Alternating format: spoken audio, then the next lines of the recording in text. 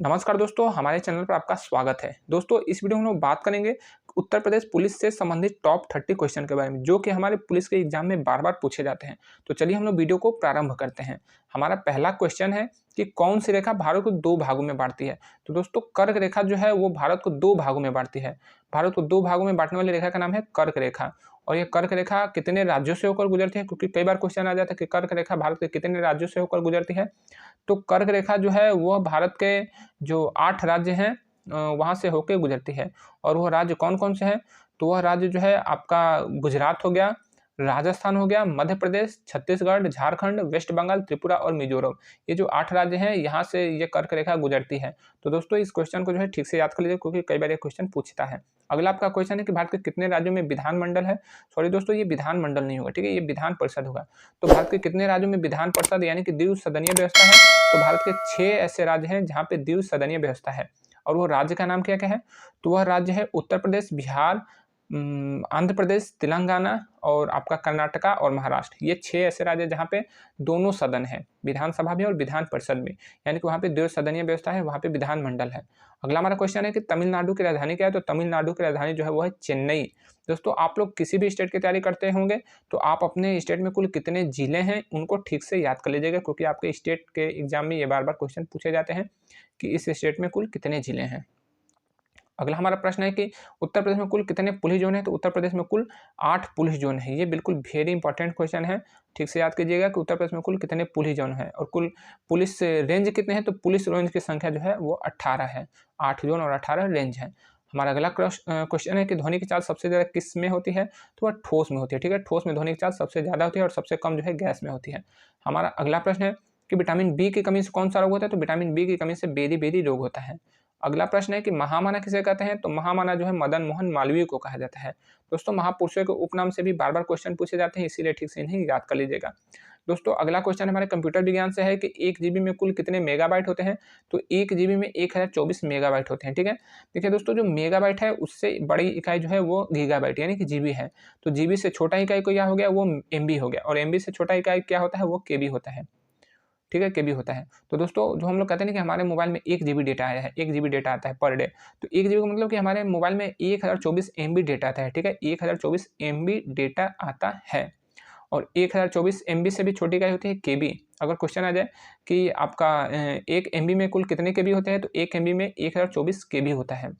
दोस्तों, हमारा अगला प्रश्न है कि एनसीआर का फुल फॉर्म क्या होता है? तो दोस्तों, एनसीआर का फुल फॉर्म होता है north central railway. North central railway, जिसे उत्तरी मध्य रेलवे भी कहा जाता है और इसका हेडक्वार्टर जो है प्रयागराज में है। और दोस्तों, इसका एक और फुल फॉर्म होता है national capital region. National capital region, जिसे कहा जाता है राष्ट्रीय राजधानी क्षेत्र।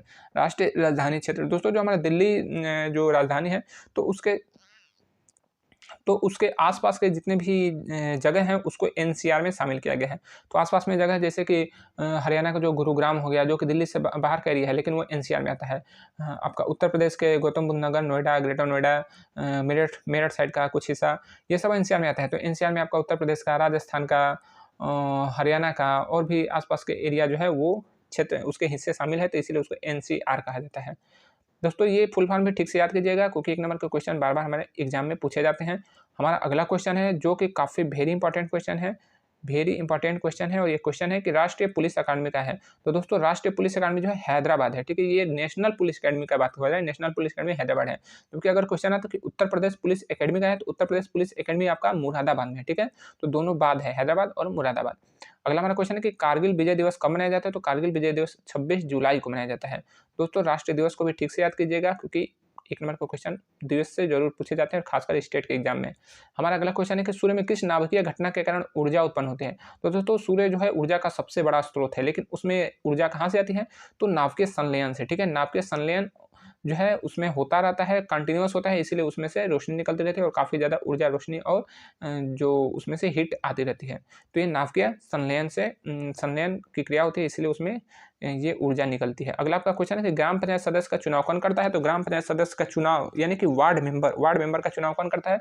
तो ये वार्ड मेंबर का चुनाव आम जनता ही करती है। हम लोग उत्तर प्रदेश में जब देखें कि त्रिस्तरीय चुनाव व्यवस्था होती है, तो उत्तर प्रदेश में जो है हम लोग जाते हैं वोट करने के लिए, तो ये 4 लोगों को हम लोग वोट करते हैं। अपना वोट 4 लोगों को डालते हैं। एक होता है ग्राम पंचायत सदस्य जिसे वार्ड मेंबर कहा जाता है, एक होता है क्षेत्र पंचायत सदस्य जिसे हम लोग बीडीसी कहते हैं, एक होता है ग्राम प्रधान और एक होता है जिला पंचायत सदस्य। ठीक है, 4 लोगों को हम लोग वोट करते हैं। और यही जो है जो ब्लॉक प्रमुख का अगर क्वेश्चन है कि ब्लॉक प्रमुख का चुनाव कौन करता है, तो ब्लॉक प्रमुख का चुनाव जो है आम जनता नहीं करती है, ये वार्ड जो बीडीसी लोग होते हैं, जो क्षेत्र पंचायत सदस्य होते हैं, वो आपस में ही एक व्यक्ति का ब्लॉक प्रमुख का चुनाव करते हैं। हमारा अगला प्रश्न है कि एनएसजी का आदर्श वाक्य क्या है, तो एनएसजी मतलब कि नेशनल सिक्योरिटी गार्ड। इसका आदर्श वाक्य होता है सर्वत्र सर्वोत्तम सुरक्षा। जी हाँ दोस्तों, सर्वत्र सर्वोत्तम सुरक्षा। दोस्तों इनका जो आदर्श वाक्य है बहुत बेहतरीन आदर्श वाक्य है और ये इनके अनुरूप भी है, क्योंकि इनका जो सिक्योरिटी होता है बहुत ही बेहतरीन होता है, बहुत बेहतरीन एक नंबर का सिक्योरिटी होता है। बिल्कुल एडवांस फीचर से ये लोग लैस होते हैं और एडवांस सिक्योरिटी ये प्रोवाइड कराते हैं, खासकर जो प्रधानमंत्री होते हैं या फिर जो विदेशी मेहमान हमारे आते हैं, उनको एनएसजी या एसपीजी की सुरक्षा प्रदान की जाती है। दोस्तों सेनाओं के आदर्श वाक्य ठीक से याद कर लीजिएगा और साथ ही साथ उनके हेडक्वार्टर कहाँ है ठीक से याद कीजिएगा, क्योंकि आपके 1 नंबर के क्वेश्चन पूछे जाते हैं खासकर डिफेंस के एग्जाम में, तो ठीक से इनको बिल्कुल अच्छी तरह से याद कीजिएगा। अगला हमारा क्वेश्चन है कि सुग्रीव के भाई का नाम क्या था। दोस्तों सुग्रीव के भाई का नाम था वानर राज बाली। जी हाँ दोस्तों, ये रामायण से क्वेश्चन है और दोस्तों हमारे कई एग्जाम में जो है रामायण से क्वेश्चन आ जाते हैं, तो लोग कहते हैं कि ये क्वेश्चन कहाँ से आएगा। दोस्तों इसीलिए आपको रामायण के बारे में भी अच्छी जानकारी होना चाहिए। दोस्तों सुग्रीव के भाई का नाम था वानर राज बाली, ये इनका भाई था। ठीक है, वहीं सुग्रीव के साथ युद्ध हुआ तो जो है सुग्रीव जो है अधर्मी हो गया था, इसने अपना राजपाट जो है गलत तरीके से प्रारंभ किया था, इसीलिए श्री राम ने इसका वध कर दिया। और जो है वानर राज बाली जो है ये बिल्कुल अधर्मी हो गया था, इसीलिए श्री राम जी ने इसका वध कर दिया और सुग्रीव को इसका राजकाज दे दिया। साथ ही साथ उनके जो पुत्र थे अंगद, उनको भी सेनापति बना दिया। दोस्तों हमारा अगला क्वेश्चन है, किस रसायन से नींबू से खून निकलने लगता है। तो दोस्तों रसायन है सिट्रिक एसिड, मिथाइल आर्यन। दोस्तों जो नींबू होता है उसमें साइट्रिक एसिड यानी कि साइट्रिक अम्ल होता है, और अगर उसको मिथाइल आर्यन के साथ क्रिया कराई जाती है तो वह जो है जो नींबू का रस है वो खून की तरह लाल हो जाता है और नीचे गिरने लगता है। लोग कहते हैं कि वो जो है ब्लड उसमें से निकल है, लेकिन ऐसा नहीं है दोस्तों। ये जो है ढोंगी पाखंडी लोग जो है आपको मूर्ख बनाने के लिए, डराने के लिए ये जो है करते हैं। तो दोस्तों अगर आपके घर में भी कभी ऐसा इस तरह से स्थिति आपके नज़र में या फिर आसपास में कभी ऐसा देखने को मिले, तो आप जो है जो ढोंगी व्यक्ति ये सब कर रहा है उसका जो है नींबू एक लीजिएगा, उसके सर पर रखिएगा और उसी के चाकू से नींबू काटिएगा और बताइएगा कि देखो तुम्हारे सर पे राहु केतु है, इसलिए नींबू से खून निकल रहा है, धीरे से यहाँ से निकल लो वरना फिर तुमको 9-2-11 हम बहुत अच्छी तरह से कर देंगे। उसके बाद वो कभी वापस नहीं आएगा आपके क्षेत्र में, क्योंकि उसको पता चल जाएगा कि उसके क्षेत्र में एक शिक्षित व्यक्ति है जो कि अंधविश्वास में विश्वास नहीं करता है, वह विज्ञान पे विश्वास करता है। दोस्तों ये भूत प्रेत कहीं नहीं होते, कुछ नहीं होते, ये बस जो है लोगों को डराने के लिए ये बनाया गया है। अगला आपका क्वेश्चन है कि जल सेना का पश्चिमी कमान कहाँ है। तो जल सेना का पश्चिमी कमान जो है मुंबई में है। और यही क्वेश्चन आता है कि जल सेना का जो है पूर्वी कमान कहाँ है, तो ये इसका आंसर हो जाएगा विशाखापट्टनम। ठीक है दोस्तों, आप लोग जो है सेनाओं के सैन्य कमांड कहाँ कहाँ है इसको भी ठीक से याद कीजिएगा, क्योंकि कई बार जो है एग्जाम में पूछे जाते हैं कि तीनों सेनाओं के कुल कितने सैन्य कमांड है। तो यह जो है 7 आर्मी के हैं, 7 एयरफोर्स के हैं और 3 नेवी के हैं, तो टोटल जो है 17 सैन्य कमांड है भारत में।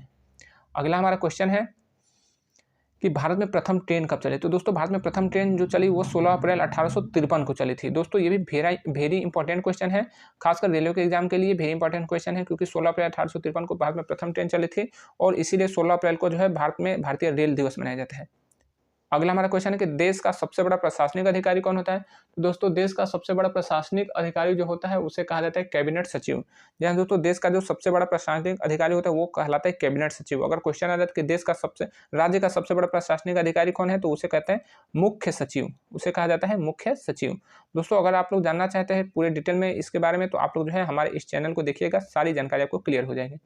अगला हमारा प्रश्न है कि अर्थशास्त्र के लेखक कौन है। तो अर्थशास्त्र के लेखक जो है चाणक्य है।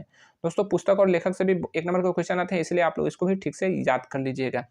अगला हमारा प्रश्न है कि लोकसभा में सदस्यों की संख्या कितनी है, यानी कि लोकसभा में कुल कितने सांसद है। तो उनका संख्या जो है 543 है। ठीक है 543 लोकसभा में सदस्यों की संख्या कितनी है, तो वो है 543। तो अभी जो हमारे 2024 में जो चुनाव होने जा रहे हैं लोकसभा के, तो उसमें कुल कितने सीटों के लिए चुनाव हो रहे हैं, तो 543। हमारा अगला प्रश्न है कि गांव का प्रथम नागरिक कौन होता है। तो गांव का प्रथम नागरिक ग्राम प्रधान कहलाता है। ये उत्तर प्रदेश और उत्तराखंड में, और अगर बात की जाए कि बिहार और झारखंड में गांव का प्रथम नागरिक, तो वो मुखिया कहलाता है। और साथ ही साथ अगर महाराष्ट्र, राजस्थान, हरियाणा, मध्य प्रदेश में गांव का प्रथम नागरिक कौन कहलाता है, तो ये सरपंच कहलाता है। ठीक है कौन कहलाता है, तो ये सरपंच कहलाता है। दोस्तों अगर आप लोग पूरा डिटेल जानकारी चाहते हैं तो आप लोग हमारे इस वीडियो को जरूर से जरूर देखिएगा, आपको पता चलेगा कि ये प्रधान, मुखिया, सरपंच में अंतर क्या होता है।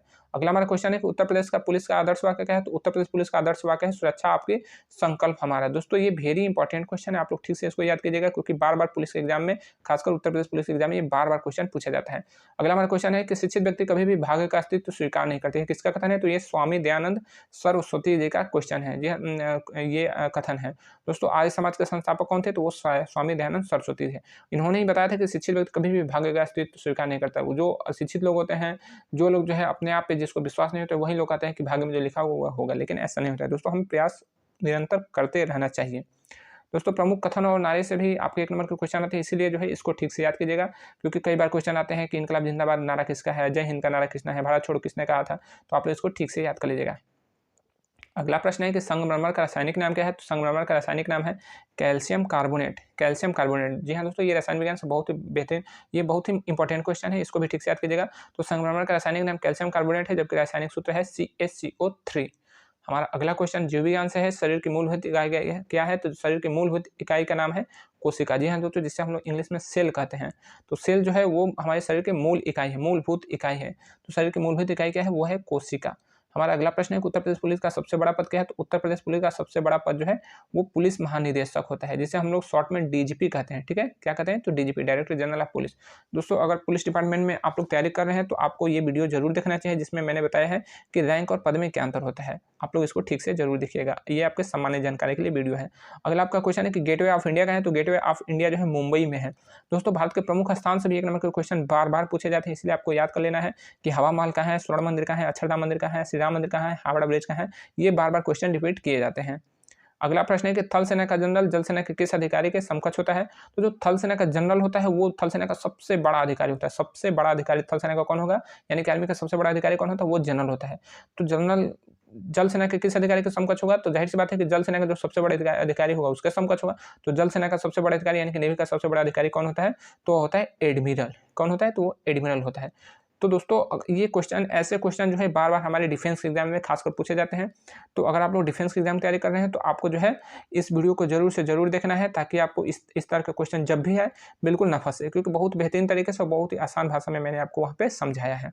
हमारा अगला प्रश्न है कि पुलिस शहीद स्मृति दिवस कब मनाया जाता है? दोस्तों पुलिस शहीद स्मृति दिवस मनाया जाता है 21 अक्टूबर को। 21 अक्टूबर को राज्य पुलिस और जितने भी पैरामिलिट्री का फोर्स है या फिर सेंट्रल आर्म्ड पुलिस फोर्स है, जो कि वो भी सब पुलिस फोर्स है, तो वो सब जो है 21 अक्टूबर को अपने जितने भी जवान शहीद हुए होते हैं सबको श्रद्धांजलि देती है। तो पुलिस शहीद स्मृति दिवस हर स्टेट की पुलिस भी मनाती है और हमारे पैरामिलिट्री और CAPF के जितने भी फोर्स है सब मनाते हैं। ये 21 अक्टूबर को मनाया जाता है।